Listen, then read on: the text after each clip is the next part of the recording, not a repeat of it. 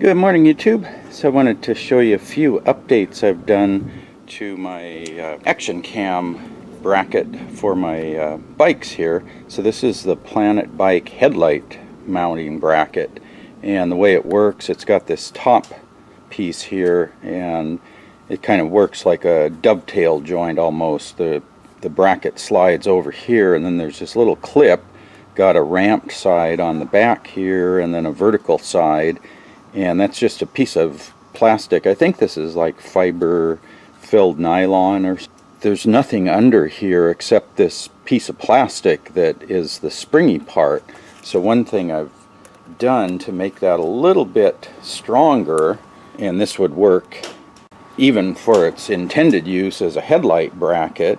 So you just take that screw out here, and what I've done is put a little bit of neoprene pipe insulation in there. I shoved a piece down in here to kind of fill up this hole, and then I've got a piece shoved up under where that springy part is, because that's the only thing that provides any force on this to kind of keep it in place. So you kind of shove all that stuff down there, you get these ends under there, slide it forward as far as you can, and then with that screwed down, that foam under there gives it a little more resistance to popping up there.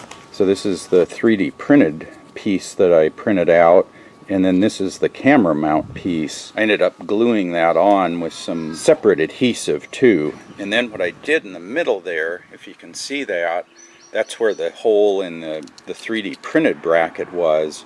I found that if I deepened that out, I took my Dremel and put a small rotary bit in there and then just plunged it in and deepened that slot there a little bit so that it grabs a little better, and then that just slides on there, and it's pretty solid.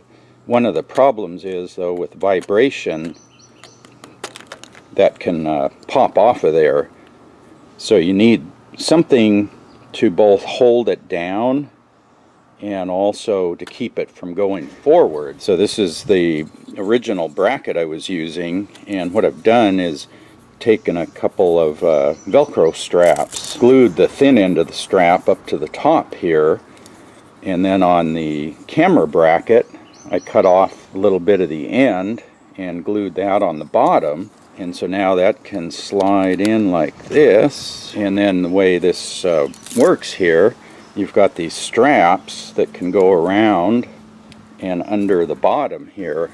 Let me get that one. This one's a little tricky. You got to get it above the brake cable, but that way it puts some downward pressure on the back here because you're pulling down, and then the strap being wrapped around the handlebar keeps it from going forward. I mean, it can still pop loose, but it's not going to go anywhere.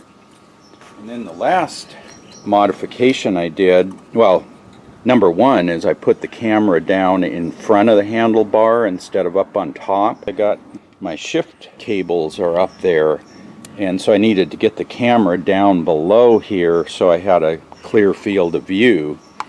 And with this camera case, it's just a little bit too bulky, and this camera case weighs half as much again as the camera itself.